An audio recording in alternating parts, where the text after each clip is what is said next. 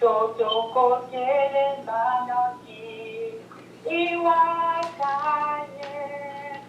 iwakaye, iwakaye tume, iwakaye, kunamo, kunamo no kiwakaye, yake, yake tukulo bene.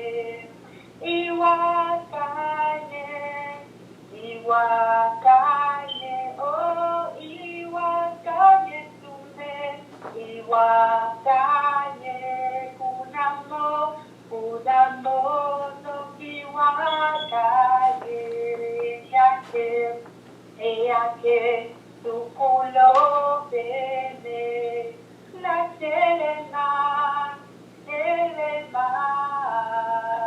Yesu Kristo atalikoya nakoyeleloe ayesunga tatatana bisotokotele manongi iwakaye iwakaye iwakaye tume iwakaye kunamo no iwakaye eyake tukulo bene iwakaye iwakaye iwakaye tume iwakaye kunamo no iwakaye eyake tukulo bene na baba telema Yesu Kristo azalikoya nakoyelelo na yesunga yatatana bisotokotele manongi iwakaye iwakaye iwakaye tume iwakaye kunamo no iwakaye yake iwake tukulo bene o telema Yesu Kristo azalikoya nakoyelelo na yesunga yatatana bisotokotele manongi. Amen. Amen. Que Dieu bénisse sa servante et que Dieu bénisse son peuple au nom de Jésus. Bien-aimés, ma joie est encore très grande de parler du Seigneur Jésus-Christ. Cette grâce que je n'avais pas il y a 35 ans, je ne pouvais pas imaginer un seul jour que je pouvais parler de Jésus-Christ avec assurance et que je pouvais avoir l'assurance de mon salut. Moi qui redoutais la mort et qui avait aussi des frayeurs quant à mon lendemain. Mais Jésus m'a délivré de la mort du péché. Il m'a affranchi de la condamnation éternelle. Il a fait de moi enfant de Dieu. Ce qu'il a fait pour moi, il a aussi fait pour toi. Si Jésus a pu changer quelqu'un comme moi, je ne vois pas qu'est-ce qui pourrait l'empêcher de faire mieux dans ta vie. Moi, je n'étais rien. Voilà ce que Jésus a fait dans ma vie. J'étais très zélé pour les choses de l'islam. Régulier dans les mosquées avec mon père, appelant à la prière ce que nous appelons les muezzins. Mais malgré cette piété obligatoire, c'est-à-dire piété qu'on m'imposait, et que m'imposait aussi ma culture, le Seigneur Jésus-Christ m'a fait du bien. Il m'a délivré, il m'est apparu sans que personne ne me parle de lui. Il m'est apparu et je l'ai vu face à face. Il m'a parlé. Et tout ce qu'il m'a dit jusqu'à aujourd'hui, il n'y a pas une seule erreur qui est apparue dans ses promesses. Ce que Jésus a fait pour moi, il peut aussi le faire pour toi. Il est digne de confiance. C'est un Dieu vivant. Il a changé ma vie. Il peut aussi changer ta vie. Tu vas t'incliner donc pour entrer dans ce séminaire qui est à sa 12e journée aujourd'hui. Marcher dans le but. C'est pour cela que je suis à l'aise de parler du service de Dieu. Car c'est le chemin de la victoire du chrétien. Tous ceux qui servent Dieu, le Seigneur prend soin d'eux. Tous ceux qui s'engagent à proclamer le royaume de Dieu en toute sincérité, le Seigneur Jésus ne les oubliera jamais. C'est pour cela que je veux t'inviter à servir le Seigneur, à faire taire tes soucis de la vie, à faire taire les besoins qui sont les besoins de tous les hommes.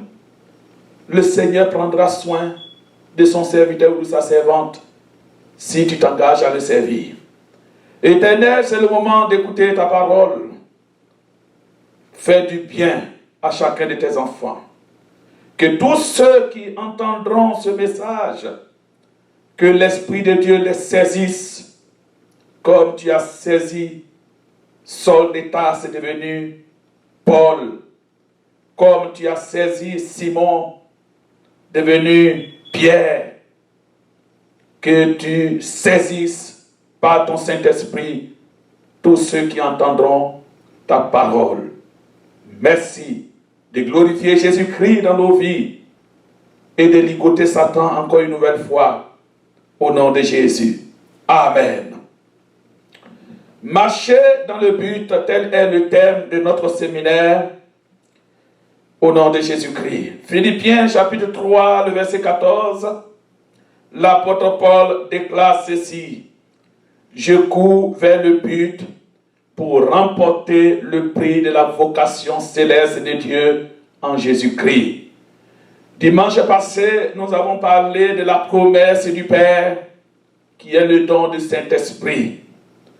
Mais pourquoi le don du Saint-Esprit? C'est pour que les enfants de Dieu puissent servir le Seigneur efficacement. Dans Joël 2, verset 28 au verset 29, voilà ce que le prophète Joël déclare, poussé par le Saint-Esprit. Il dit au verset 28, après cela, je répandrai mon esprit sur toute chair. Vos fils et vos filles prophétiseront, vos vieillards auront des songes, et vos jeunes gens des visions. Et le verset 29, même sur les serviteurs et sur les servantes, dans ces jours-là, je répandrai mon esprit, dit le Seigneur. Dieu dit après cela, mais après quoi? Il dit après cela, je répandrai mon esprit sur toute chair. S'il y a après cela, c'est qu'il y a aussi des choses avant cela. Laissez-moi d'abord parler des choses avant cela, avant de parler des choses après cela. Le sacerdoce de Moïse, appelé l'Ancien Testament, donc des choses avant cela. Il y avait le sacerdoce de Moïse. Dans le sacerdoce de Moïse, l'Esprit de Dieu, pour servir Dieu, n'était pas donné à tout le monde. C'est pour cela que Joël commence à prophétiser par après cela. C'est-à-dire qu'il y aura un changement de sacerdoce, un changement de temps. Dans ce temps, donc avant cela, dans le temps du sacerdoce de Moïse, seule la tribu de Lévi et la maison d'Aaron étaient chargés du service de Dieu dans le temple. Donc après cela, après cette période, qui est la période de Moïse, la période du sacerdoce de Moïse, donc dans les derniers temps, comme le dit l'apôtre Pierre, dans les derniers temps, Dieu annonce qu'il donnera son esprit à toute chair. Voici la bonne nouvelle. Cette prophétie de Joël concerne deux dispensations qu'il nous faudrait bien comprendre. La prophétie de Joël concerne deux temps, deux dispensations qu'il nous faudrait bien comprendre. Premièrement, cette prophétie parle des temps de l'Église. Quand Joël dit après cela, il nous parle des temps de l'Église qui viendront après les temps de Moïse. Donc les temps de l'Église, dans ces temps-là, les temps de la grâce, juifs et païens recevront le don du Saint-Esprit s'ils croient en Jésus-Christ. Ce serait le contraire du temps de Moïse où seulement la maison de Lévi, la tribu de Lévi et la maison d'Aaron pouvaient servir Dieu. Dans les temps de l'Église, c'est-à-dire les temps de la grâce, Dieu va changer de dispensation pour nous faire entrer dans une nouvelle dynamique où le Saint-Esprit sera donné à tous ceux qui croiraient en Jésus-Christ. Cette prophétie donc parle de ce temps-là. Deuxième chose dont parle la prophétie de Joël, la prophétie de Joël parle également du retour d'Israël dans l'alliance du Dieu de leur père Abraham. Après donc la tribulation, après les temps de persécution, parce qu'après les temps de la grâce, que nous appelons la dispensation de la grâce, qui est la 6e dispensation dans l'ordre chronologique des prophéties bibliques, il y aura les temps de tribulation.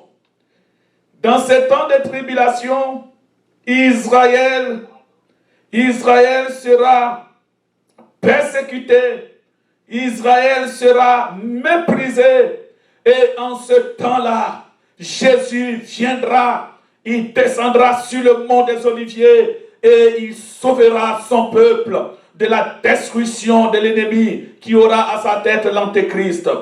Alors Israël va revenir dans l'alliance du Dieu d'Abraham, d'Isaac et de Jacob, le Dieu de David. Israël alors reviendra dans l'alliance de son Dieu et l'Esprit de Dieu se répandra sur eux, sur 144 000 vierges qui seront les témoins des temps derniers.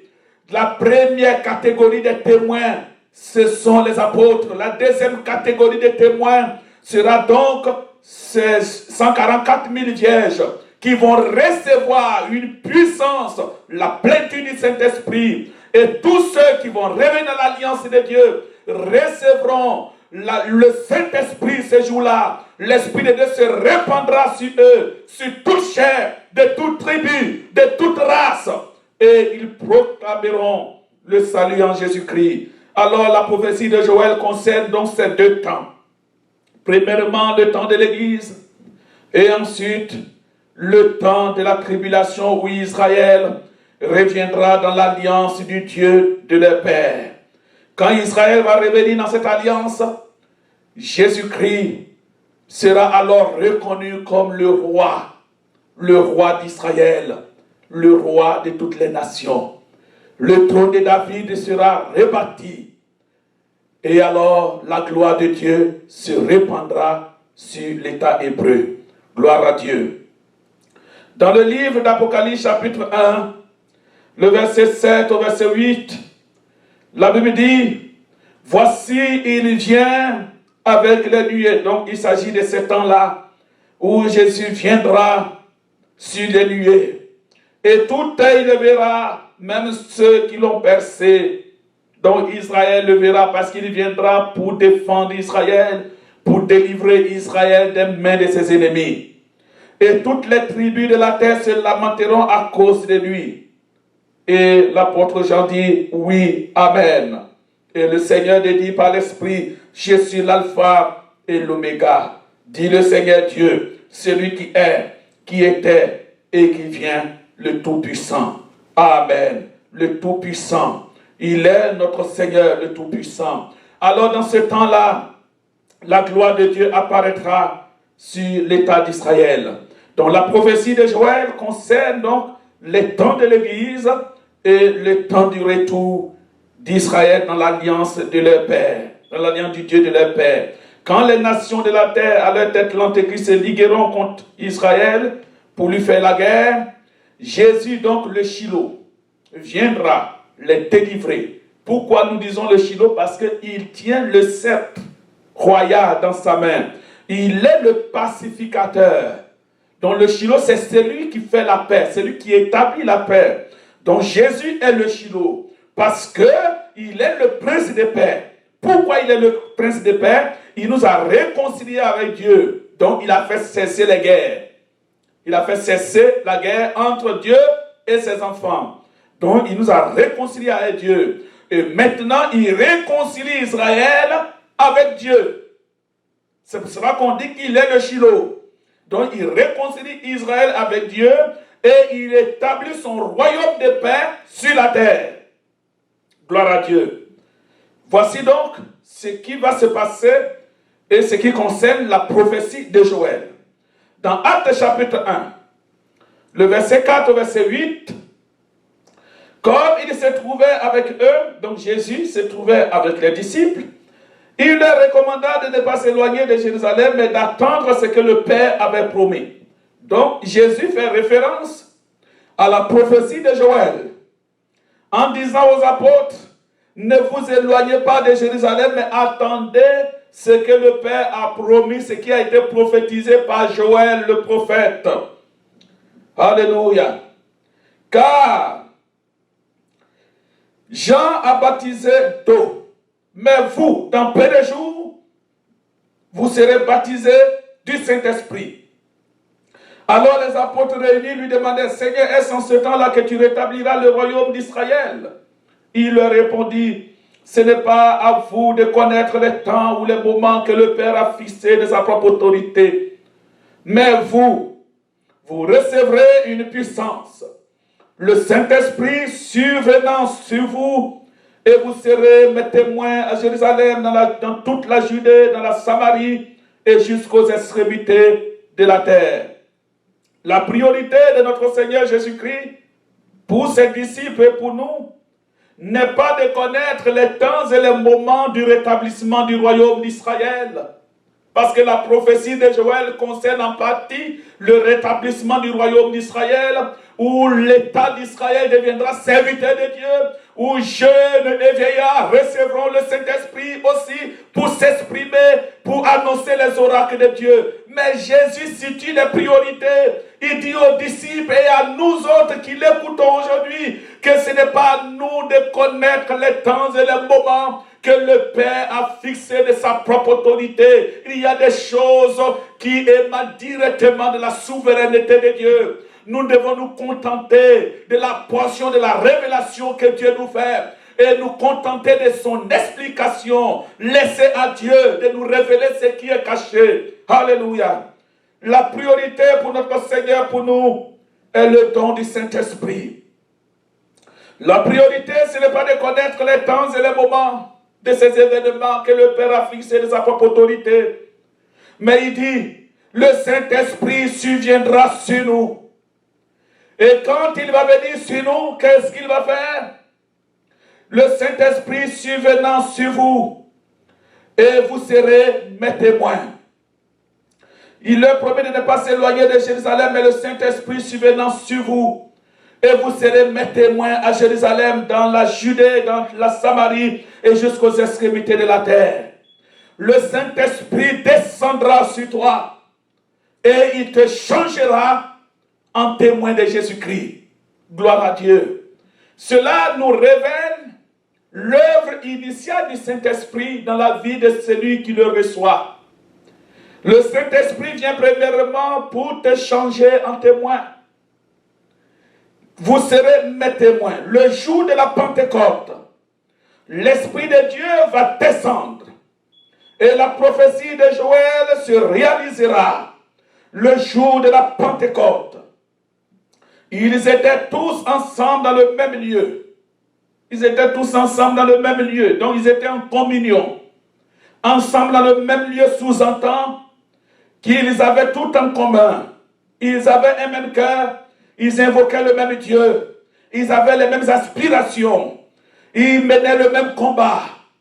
Et ils adoraient le même Dieu qui s'est révélé à eux par Jésus-Christ. Tout à coup, ça dit soudainement, il vint du ciel un bruit comme celui d'un vent impétueux, et il remplit toute la maison où ils étaient assis.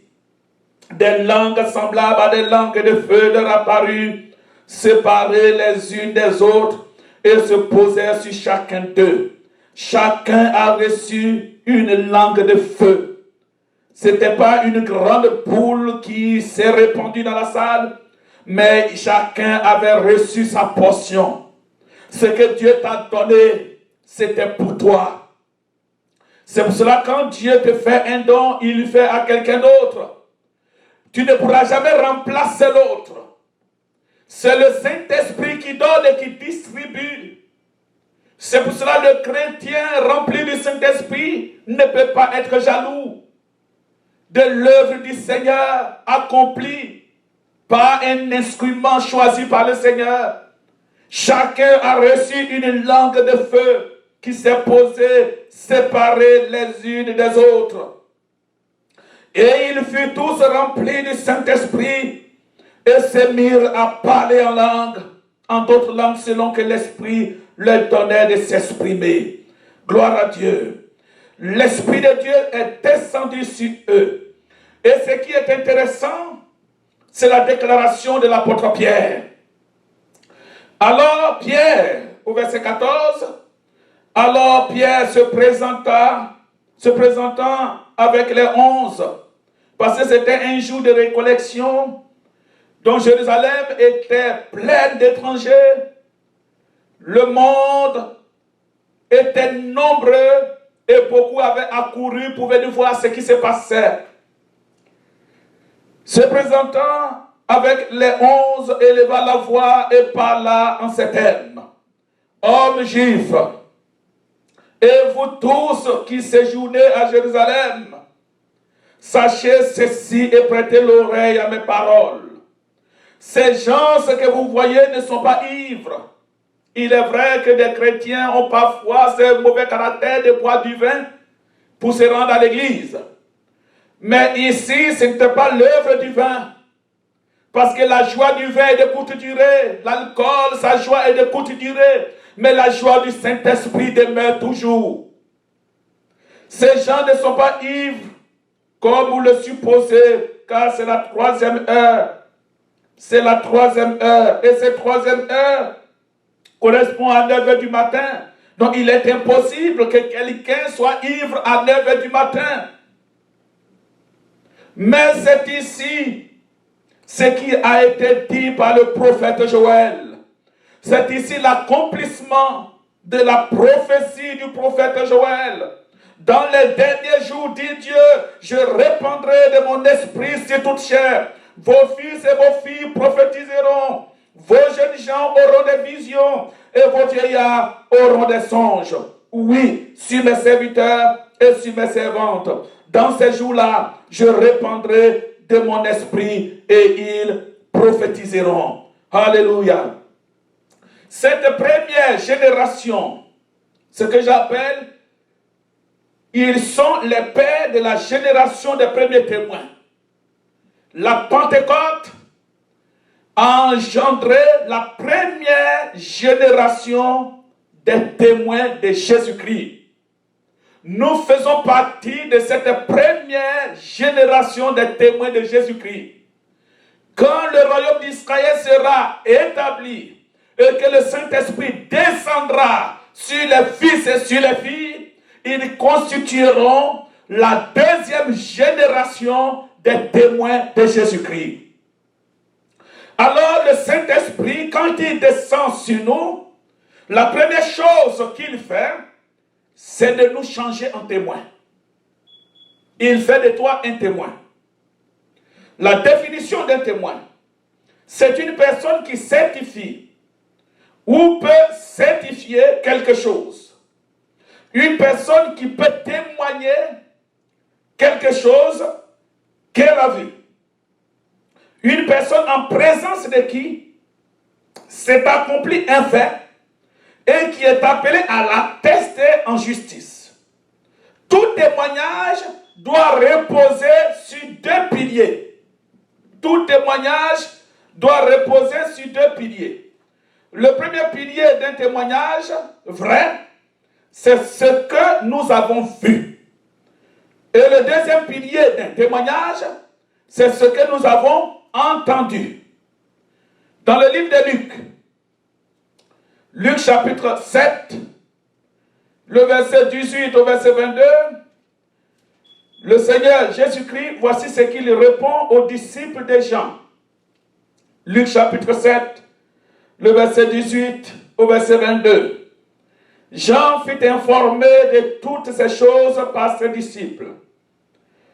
Il en appela deux et les envoya vers Jésus pour lui dire, « Es-tu celui qui doit venir, ou devons-nous en attendre un autre ?» Arrivé auprès de Jésus, il dit, « Jean-Baptiste nous a envoyés vers toi pour dire, « Es-tu celui qui doit venir, ou devons-nous en attendre un autre ?» À l'heure même, Jésus guérit plusieurs malades, plusieurs personnes malades d'infirmité et d'esprit malin. Et il rendit la vue à plusieurs aveugles. Et il leur répondit, allez rapporter à Jean ce que vous avez vu et entendu. Donc vous voyez ce que vous avez vu et ce que vous avez entendu. Les aveugles voient, les boiteux marchent, les lépreux sont purifiés, les sourds entendent, les morts ressuscitent, et la bonne nouvelle du royaume de Dieu est annoncée aux pauvres. Bien-aimés, en ce temps-là, l'apôtre Jean était dans la persécution. Il était en prison dans l'attente de sa décapitation. L'épreuve, la souffrance, la persécution ont aveuglé le prophète Jean-Baptiste. Il était dans cette prison le temps de décider le jour de sa décapitation. C'est le même Jean-Baptiste qui avait reçu du Seigneur et qui s'était exprimé ainsi, celui-ci est mon fils bien-aimé en qui j'ai mis toute mon affection, qui a vu l'Esprit descendre sur Jésus-Christ. C'est le même Jean-Baptiste qui a plongé Jésus dans l'eau du Jourdain et qui s'est prosterné devant le Seigneur. Après ce temps de révélation, le temps de crainte et de frayeur, Jean-Baptiste, le grand prophète, est dans un temps de doute. Quand il n'y a pas le Saint-Esprit, parfois nous pouvons connaître des temps de doute et des temps de frayeur qui peuvent même nous amener à renoncer à ce que nous avons prophétisé. Et ce fut le cas de Jean-Baptiste le prophète. Jésus n'a pas dit aux disciples de Jean-Baptiste qui sont venus à lui pour demander, Jean nous demande de venir te poser cette question, es-tu le Messie ou bien il y a quelqu'un d'autre qui vient? Jésus répond aux disciples, dit, allez dire à Jean ce que vous voyez, ce que vous entendez. Un homme de Dieu ne se recommande pas lui-même. Malheureusement, dans notre société d'aujourd'hui, les témoignages reposent sur ce qu'on nous a dit et non pas sur ce que nous avons vu et ce que nous avons entendu de nos propres oreilles. Et Jésus ramène les disciples de Jean aux deux piliers d'un témoignage vrai. Allez dire à Jean ce que vous avez vu. Allez dire à Jean ce que vous avez entendu. Voici les deux piliers d'un témoignage vrai. Tu ne peux pas marcher dans le but du service de Dieu si tu n'as pas vu et entendu. Oui, quand tu as vu, entendu et que tu as expérimenté, tu pourras alors inviter les autres à venir aussi expérimenter la vie de Dieu. Parce que tu es un témoin oculaire de l'œuvre de Dieu. Tu es un vrai témoin. Tu as vu, tu as entendu. Les apôtres ont vu l'œuvre de Dieu dans leur propre vie. Et ils ont entendu la parole de vie. Le Saint-Esprit les a changés en témoins. Puisqu'ils ont marché avec le Seigneur, Ils ont vu les miracles. Ils ont entendu les prédications du royaume de Dieu. Alors ils sont des témoins. Le Seigneur, les jours de la Pentecôte, l'Esprit descend sur eux pour les changer en témoins. Le témoin possède une arme puissante. Ce qu'il atteste, ce qu'il a vu et ce qu'il a entendu. Et c'est l'œuvre initiale du Saint-Esprit. Quelqu'un qui reçoit le Saint-Esprit, qui ne peut pas témoigner du Seigneur, il n'a pas encore reçu le don du Saint-Esprit. C'est la première chose que le Saint-Esprit fait. Il te change en témoin.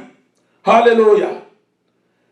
Dans le livre des Actes chapitre 4, le verset 17 au verset 20, Actes chapitre 4, le verset 17 au verset 20, voilà ce qui est arrivé en son temps, pendant que Pierre et Jean, après le miracle que Dieu leur a donné d'accomplir dans la vie d'un boiteux, voilà ce que Pierre et Jean ont reçu. Mais afin que la chose ne se répande pas davantage parmi le peuple, le Sanhédrin défend donc à Pierre et Jean avec menace de parler désormais à qui que ce soit en ce nom-là. On défend à Pierre et Jean de parler de Jésus. Et les ayant appelés, il les défendait absolument de parler, d'enseigner au nom de Jésus. Pierre et Jean leur répondit, jugez s'il est juste devant Dieu de vous obéir plutôt qu'à Dieu. Car, entendez bien ce que Pierre et Jean disent, car nous ne pouvons pas ne pas parler de ce que nous avons vu et ce que nous avons entendu. Nous ne pouvons pas ne pas parler de ce que nous avons vu et de ce que nous avons entendu. Le Saint-Esprit est donc descendu sur eux le jour de la Pentecôte, pendant qu'ils étaient tous assemblés dans la chambre haute pour recevoir le don de l'Esprit de Dieu. La puissance du Saint-Esprit les a changés en véritables témoins. Et Pierre et Jean l'attestent devant le Sanhédrin. Jugez-en vous-même s'il est juste. S'il est juste de ne pas parler en ce nom-là, s'il est juste de vous obéir plutôt qu'à Dieu, car nous ne pouvons pas ne pas parler de ce que nous avons vu et entendu. L'un des problèmes de l'Église, c'est cela. Nous parlons souvent de l'Évangile, mais nous ne sommes pas de vrais témoins. Nous ne sommes pas de vrais témoins parce que nous ne pouvons même pas montrer de nos doigts, montrer aux autres les marques de notre témoignage. Nous ne pouvons pas dire aux autres ce que nous avons vu du Seigneur Jésus-Christ. Quelles sont les marques du Seigneur dans notre propre vie pour que les autres voient? Qu'est-ce que nous avons entendu du Seigneur Jésus-Christ? Quand tu as vu et entendu, quand le Saint-Esprit descend sur toi, personne ne peut t'arrêter. Et le but de tout cela, c'est servir Dieu. C'est l'œuvre initiale du Saint-Esprit. Elle est intérieure dans la vie du croyant. Je ne parle pas du charisme. Je parle de l'action du Saint-Esprit qui est une action de changement. Il te change en témoin. L'œuvre initiale, donc il agit dans ta vie intérieure. Il te change premièrement en témoin. Il te rend sensible à la voix de Dieu en te donnant un cœur nouveau. Comme le déclare le prophète Ézéchiel dans son chapitre 36. Il dit, en ce temps-là, j'ôterai les cœurs de pierre et je les donnerai des cœurs de chair. Dieu changera nos cœurs. C'est ce que le Saint-Esprit fait. Il change ton cœur et il fait de toi un témoin. Amen. Autrefois donc, l'Esprit était donné au temps de Moïse. Mais l'Esprit agissait extérieurement, mais n'intervenait pas à l'intérieur. C'est ainsi qu'il y a eu beaucoup de ramassis, beaucoup de gâchis dans l'œuvre des patriarches. Parce que l'Esprit n'agissait pas à l'intérieur, dans les cœurs. Mais aujourd'hui, l'Esprit agit en nous. Gloire à Dieu. L'Esprit agit à l'intérieur du croyant, premièrement, avant de s'extérioriser. Gloire à Dieu. Nous allons voir dans l'Ancien Testament comment l'Esprit est descendu, en énumérant quelques exemples.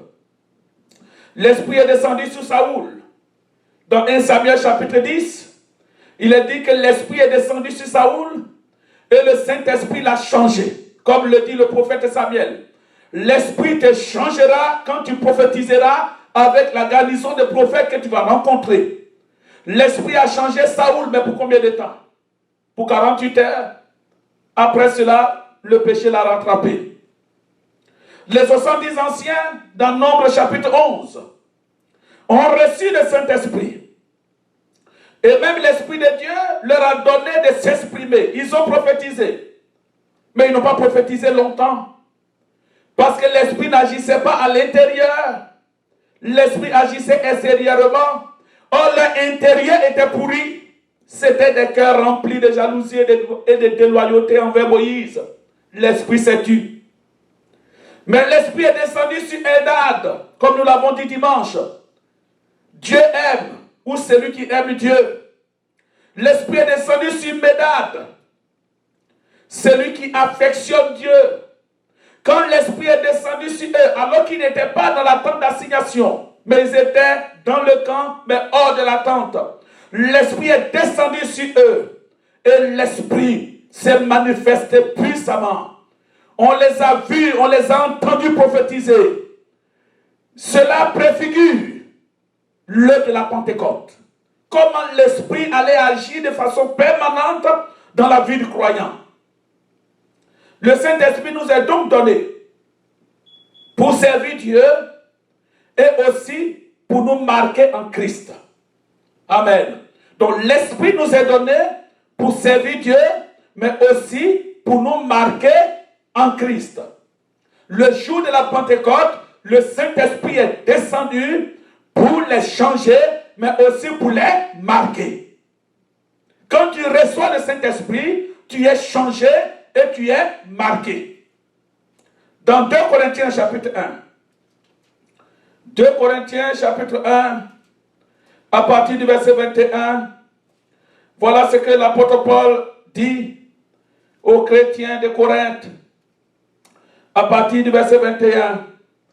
Et celui qui vous a fermé, et celui qui nous a fermés avec vous en Christ, et qui nous a oints, c'est Dieu, lequel nous a aussi marqués d'un sceau et a mis dans nos cœurs les arts de l'Esprit, dont le Seigneur a mis dans nos cœurs les arts de l'Esprit. Et dans Éphésiens chapitre 1, nous allons lire ces deux textes avant de donner quelques explications, quelques vérités. Dans Éphésiens chapitre 1, le verset 13 au verset 14, il est dit, en lui vous aussi, après avoir entendu la parole de la vérité, l'évangile de votre salut, en lui vous avez cru et vous avez été scellés du Saint-Esprit. Retenez bien le mot scellé. Nous avons été scellés du Saint-Esprit qui avait été promis, lequel est un gage de notre héritage pour la rédemption de ceux que Dieu s'est acquis pour célébrer sa gloire. Alléluia. Donc ici, dans ces deux versets, dans ces deux textes, l'apôtre Paul nous enseigne que les chrétiens sont scellés par le Saint-Esprit, premièrement. Deuxièmement, les chrétiens sont marqués comme appartenant au Christ. Dans le jour de la Pentecôte, le Saint-Esprit n'a pas seulement donné une puissance, mais il est aussi venu pour marquer ceux qui étaient dans la chambre haute, pour les sceller du Saint-Esprit. Troisièmement, nous recevons donc, quand nous recevons le Saint-Esprit, nous recevons les arts de l'Esprit. Qu'est-ce que c'est que les arts de l'Esprit? Les arts de l'esprit, qui est toujours pluriel, c'est un déposite, c'est un gage, c'est un acompte, c'est une avance sur une transaction. Amen. C'est une avance sur une transaction. C'est un acompte. Alléluia. C'est-à-dire, en termes anglophones, Dieu nous a mis en layaway.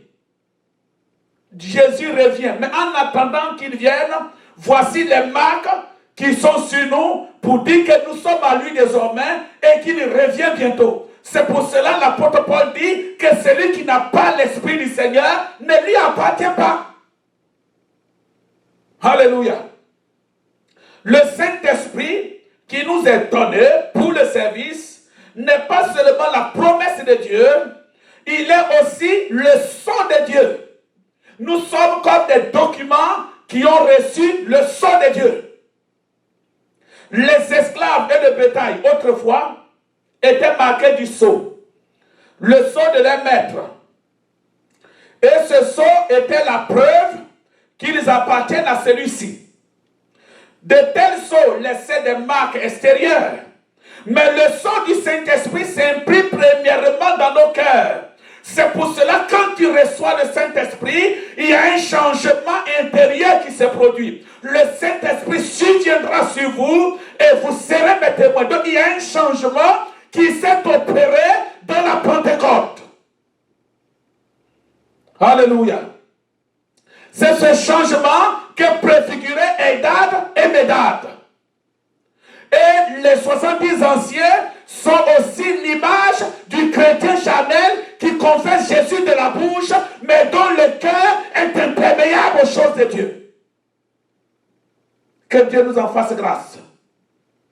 C'est une marque de possession dont les arts de l'esprit sont une marque de possession.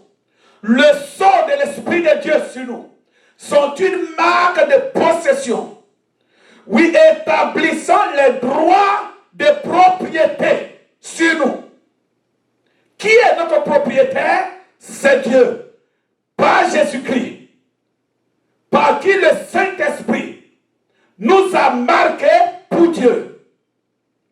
Et le Saint-Esprit, par le sceau de l'Esprit que nous recevons, par le baptême du Saint-Esprit que nous recevons, il nous identifie comme étant la propriété de Dieu. Car nous sommes à lui. Alléluia. Par le Saint-Esprit, nous sommes créés en Jésus-Christ pour proclamer les vertus du royaume de Dieu. Que le nom du Seigneur soit béni. Que le nom du Seigneur soit béni. Vous recevrez une puissance, le Saint-Esprit surviendra sur vous. Sur mes fils et sur mes filles dans ce temps-là, je répandrai de mon esprit sur toute chair. C'est aussi la preuve d'une œuvre authentique. Le baptême du Saint-Esprit, qui est un acompte de Dieu, qui sont les arts de l'Esprit, un gage de notre héritage en Christ, sont aussi la preuve d'une œuvre authentique, d'une transaction accomplie et non négociable. Celui qui a reçu le Saint-Esprit ne peut que servir Dieu. Celui qui a reçu le Saint-Esprit ne peut que être engagé à bâtir avec Jésus-Christ son Seigneur. C'est pour cela que le Seigneur dit, la moisson est grande, mais il y a très peu d'ouvriers.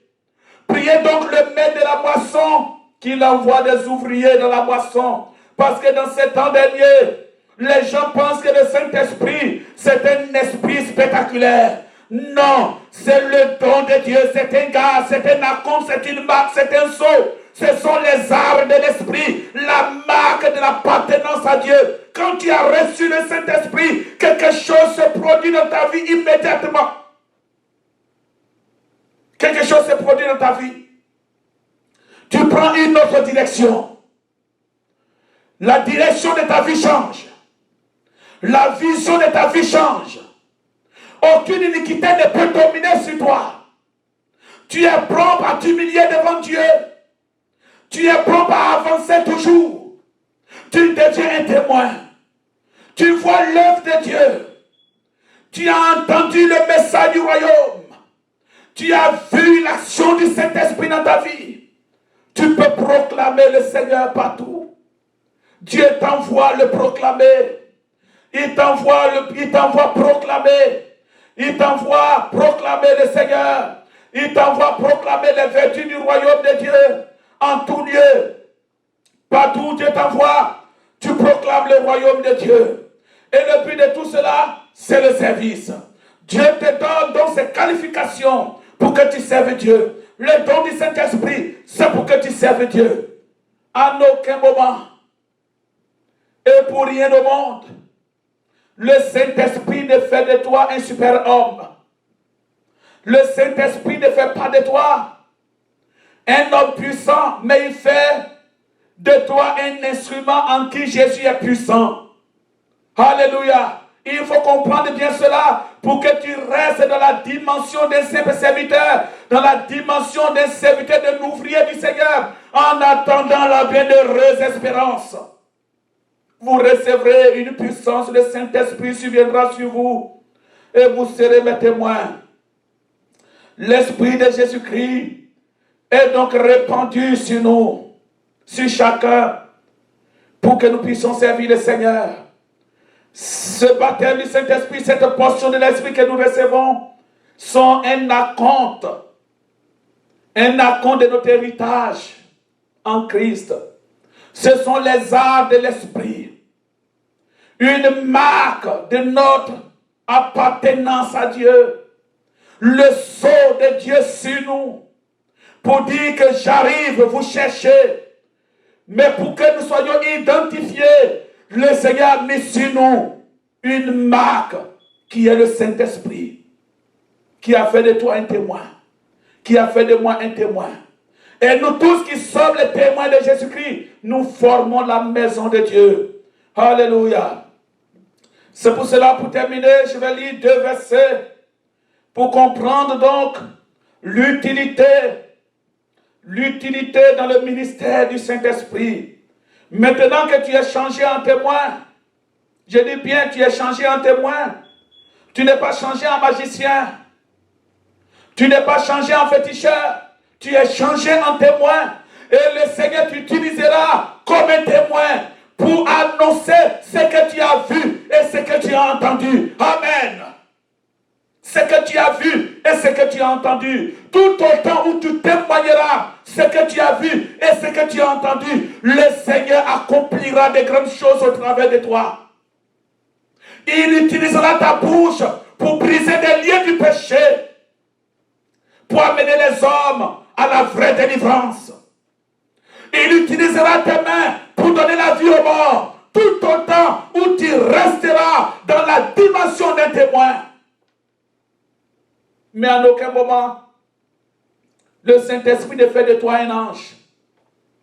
Il ne fait pas de toi un super-homme pour que l'orgueil t'emporte comme il a emporté Satan. Car le Saint-Esprit, c'est la doxa de Dieu, la gloire de Dieu qui te recouvre à l'intérieur et à l'extérieur. Alléluia. Et il faudrait que tu demeures dans la dimension d'un simple ouvrier pour que tu sois toujours en complicité avec le Saint-Esprit. Car lui, contrairement à Jésus-Christ, il ne pardonne pas les péchés. Non, le Saint-Esprit ne pardonne pas les péchés. Il n'y a que Jésus qui, par son sang, efface nos péchés. C'est pour cela qu'il est un esprit sensible. Nous parlerons de cela prochainement. Mais aujourd'hui, retiens, selon 1 Corinthiens chapitre 12, dans quelques minutes nous terminerons 1 Corinthiens chapitre 12, à partir du verset 27. Voilà ce que l'apôtre Paul dit aux chrétiens de Corinthe. À partir du verset 27, il nous dit, vous êtes le corps de Christ. Nous sommes donc le corps de Christ. Et vous êtes ses membres, chacun pour sa part. Donc nous sommes le corps de Christ. Nous qui avons été marqués du Saint-Esprit, nous qui avons reçu les arts de l'Esprit, nous formons le corps de Christ. C'est pour cela une des meilleures définitions de l'Église, c'est la maison de Dieu. Amen. Quiconque s'élève contre la maison de Dieu aura problème avec le propriétaire de la maison, aura problème avec le chef de la famille qui est Jésus-Christ. Alléluia. Vous êtes le corps de Christ. Nous tous qui avons reçu les arts de l'Esprit, nous tous qui expérimentons la Pentecôte, nous tous qui sommes devenus témoins de Jésus-Christ. Et le verset 28. Et Dieu a établi dans l'Église. Donc vous voyez, après le don du Saint-Esprit, le Saint-Esprit va donc organiser l'Église du Seigneur, nous qui formons le corps de Christ, nous qui sommes l'Église du Dieu vivant, nous qui formons la maison de Dieu. Le Saint-Esprit va mettre chacun à sa place. Alléluia. Parce que les langues de feu étaient une sur la tête de chacun. Il n'y avait pas deux sur la tête d'une seule personne. Chacun avait reçu une langue de feu comme le feu qui était dans le buisson et qui est apparu à Moïse. C'est le même feu qui intervient. C'est le même feu que Élie a fait descendre sur les prophètes de Baal. Tantôt, c'est un feu qui révèle la volonté de Dieu. Tantôt, c'est un feu qui est un feu de châtiment. Tantôt, c'est un feu qui nous donne le charisme. Mais toujours le même esprit. Gloire à Dieu. Alors, Paul dit, et Dieu a établi dans l'Église, premièrement, des apôtres. Donc, dans l'ordre chronologique, nous avons premièrement les apôtres, secondement les prophètes, troisièmement des docteurs, ensuite ceux qui ont les dons de miracles, ceux qui ont les dons de prophétiser, de secourir, de gouverner. Et le verset 29 qui m'intéresse, il dit, tous sont-ils apôtres? Tous ont-ils reçu le don de miracles ou de guérison? Tous parlent-ils en langue? Tous interprètent-ils? Non. C'est le seul esprit qui opère en chacun d'entre nous. La Pentecôte fait de toi un témoin. Et le Saint-Esprit qui met son peuple en famille, met chacun à sa place. Met chaque témoin dans la dimension de son travail, selon la qualification qu'il reçoit. Comme au temps de Moïse, quand Dieu a dit, tu me construiras un tabernacle, il a donné son esprit à certaines personnes pour accomplir une tâche bien spécifique. C'est le même esprit qui travaille. C'est pour cela que l'Église a des problèmes, parce que les cœurs n'ont pas été touchés, les cœurs n'ont pas été changés, le Saint-Esprit n'a pas pénétré dans les cœurs, alors qu'il a agi superficiellement dans la vie de certains, comme les anciens, ils se sont retrouvés dans le cul du veau d'or. Quand l'Esprit de Dieu n'agit pas intérieurement, nous serons de ceux qui vont encourager le cul du veau dans l'Église, comme le grand Aaron.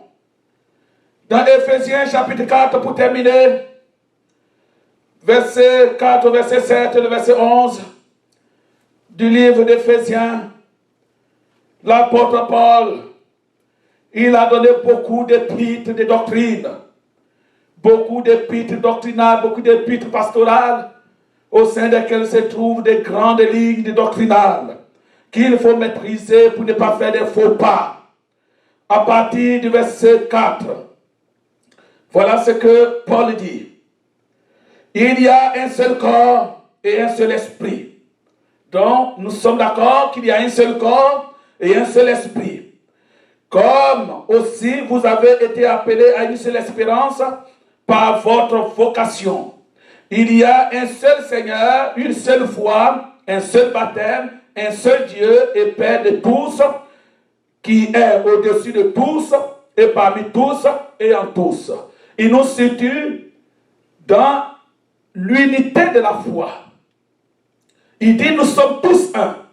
Quoique ayant reçu le Saint-Esprit, ayant reçu différents dons, ayant reçu différents ministères, mais nous formons une seule famille, un seul corps, car nous l'avons reçu d'un seul esprit. Nous travaillons pour un seul Dieu, nous travaillons pour pour une seule cause, le royaume de Dieu. Pourquoi vient alors les divisions? Pourquoi arrive l'animosité? Simplement parce que beaucoup n'ont pas été changés. Ils n'ont pas reçu le Saint-Esprit pour être changés en témoins. Certains ont juste reçu le Saint-Esprit pour être guéris. D'autres ont reçu simplement le Saint-Esprit pour lire la parole de Dieu simplement, mais pas pour être changés en témoins. Ils n'ont pas compris qu'un témoin peut souffrir pour son témoignage. Ils n'ont pas compris qu'un témoin doit être sûr de ce qu'il dit, parce qu'il détient ces choses. Il détient ces choses parce qu'il l'a vu et entendu. Ils n'ont pas reçu le Saint-Esprit pour être changés. Alors, ils sont des problèmes dans les assemblées chrétiennes. Celui qui l'a reçu devient un vrai témoin. Il travaille pour le royaume de Dieu. Il ne peut en aucun moment être un obstacle pour son frère. Il ne peut en aucun moment être un obstacle pour le prophète. L'apôtre ne peut pas attaquer le prophète ne s'attaquera pas à l'apôtre n'attaquera pas le pasteur n'empiétera pas sur le ministère du docteur. Non, parce qu'ils forment un seul corps. Ils ont été changés en témoins. Et chaque témoin exerce son ministère selon la portion de l'esprit qui lui a été donnée. Alléluia. Et il dit au verset 7, mais à chacun de nous la grâce a été donnée. Amen. À chacun de nous la grâce a été donnée. Il faut mesurer le mot grâce. La grâce de Dieu est un don immérité. Amen. Ce n'est pas parce que tu as jeûné 100 jours que Dieu t'a fait la grâce de te donner le Saint-Esprit plus que tout le monde. C'est un don de Dieu. Il arrive même parfois que tu jeûnes et tu ne reçoives rien. C'est une décision discrétionnaire de Dieu. Il décide de te donner à toi. Il dit, je te donne telle chose. L'Esprit a fait les uns apôtres, les autres prophètes. C'est une grâce. C'est un don immérité. Alléluia. Or, à chacun de nous, la grâce a été donnée selon la mesure du don de Christ. Selon la mesure du don de Christ, la grâce de Dieu nous a été donnée. C'est un don de Dieu. Toi qui prophétises, c'est un don de Dieu. Tu n'es pas mieux que celui qui ne prophétise pas. Tu n'es pas mieux que le pasteur qui prêche et qui ne peut pas prophétiser. Celui qui prêche n'est pas mieux que le prophète qui fait le ministère de proclamation. Nous nous complétons dans la maison de Dieu. Nous formons une famille. Nous sommes l'édifice du Dieu vivant. Chacun de nous est comme une pierre, comme une brique de la fondation, de l'édification de l'église. Alléluia. Si tu l'as compris, tu te repentirais de tous les déboires que tu as causés à ton frère ou à ta soeur. Non, frère. C'est par la grâce de Dieu que nous servons le Seigneur. Le Saint-Esprit nous a changés en témoins. C'est la seule chose où il dit qu'il y a eu changement. Toutes les autres choses ne sont pas des changements, sont des charismas. Mais la première chose qu'il fait dans la vie du croyant, c'est qu'il te change en témoin. Gloire à Dieu. Et le verset 11 pour terminer. Le verset 11 au verset 13. Il dit, et il a donné les uns comme apôtres. Il le dit, l'Esprit a donné les uns comme apôtres, les autres comme prophètes, les autres comme évangélistes, les autres comme pasteurs et docteurs. Pour quelles raisons? Voici les trois utilités pour lesquelles il a choisi les uns comme apôtres, comme prophètes, comme docteurs. Voici les trois raisons. Quoique dimanche prochain, nous expliquerons par la grâce de Dieu ce que implique le ministère apostolique, pastoral, prophétique, le ministère de docteur, didascalia et didascalos. Nous l'expliquerons dimanche prochain pour mieux comprendre l'action du Saint-Esprit et comment il ne faut pas aller plus vite que le Saint-Esprit. Il faut marcher à son rythme. Alléluia. Il dit les trois utilités, premièrement, le verset 12, premièrement pour le perfectionnement des saints. Le perfectionnement des saints, le Seigneur nous donne tous ces dons par le Saint-Esprit pour perfectionner les saints, pour que le ministère que Dieu nous donne contribue à perfectionner le chrétien dans l'église et non à les tuer. Le Saint-Esprit ne donne pas un don pour tuer. Il donne un don pour perfectionner. Alléluia. Le serviteur de Dieu, le témoin de Jésus connaît la portée spirituelle, sentimentale que vaut l'âme d'un frère, l'âme d'une sœur. Il ne peut pas jouer avec la vie de frère pour qui Jésus est mort. Il connaît la valeur des chrétiens. Car le salut est cher. Le salut coûte cher. Le salut a coûté très cher à quelqu'un. Ça lui a coûté sa vie. Ça lui a coûté la souffrance. Ça lui a coûté un côté percé. Ça lui a coûté l'ignominie. Ça lui a coûté de naître dans une crèche. Le témoin de Jésus le sait et il mesure cela. C'est pour cela, le ministère, il sait que premièrement, c'est pour perfectionner les enfants de Dieu. Amen. Même toi qui chantes, sache que le ministère que Dieu t'a donné, c'est pour le perfectionnement des saints. Ce n'est pas pour que les gens te voient. C'est pour cela que quand tu n'as pas compris ces choses, vous verrez des serviteurs, des servants de Dieu en train de se taper la poitrine, en train de servir pour être vus, en train de servir pour qu'on parle d'eux. Ils n'ont rien compris des trois utilités. Les trois utilités du ministère du Saint-Esprit. Premièrement, pour le perfectionnement des saints. Tout ministère doit perfectionner les saints. Le Seigneur révèle sa volonté au travers de chaque ministère. Et la manière que le ministère se prononce par le Saint-Esprit contribue à perfectionner le croyant, à améliorer sa communion avec Dieu. Le ministère ne tue pas. Le ministère ne contribue pas à divorcer les gens. Le ministère n'amène pas les gens dans le monde. Tout ministère perfectionne le chrétien. C'est le but premier que le Saint-Esprit poursuit en nous donnant gracieusement ce charisme. Alléluia. Premièrement, le perfectionnement des saints. Oh, en vue de l'œuvre du ministère. En vue de l'œuvre du ministère. Le perfectionnement des saints pour l'œuvre du ministère. Et l'édification du corps de Christ. L'édification du corps de Christ. Tout ministère, deuxième chose, tout ministère que Dieu donne, tous les talents que Dieu donne, c'est pour édifier l'église du Seigneur. Édifier la maison de Dieu. Comme Dieu l'a dit à Moïse, envoyez-moi toutes vos offrandes, tous vos dons, et tu me construiras le tabernacle, et j'habiterai parmi vous. Quand nous édifions la maison du Seigneur, le Seigneur est présent au milieu de nous. Tout ministère, tout don du Saint-Esprit doit contribuer à édifier la maison du Seigneur. Car nous sommes les pierres de l'édifice. C'est ça l'apôtre Pierre dit, l'apôtre Paul, pardon. Il dit, j'ai posé le fondement comme un sage architecte.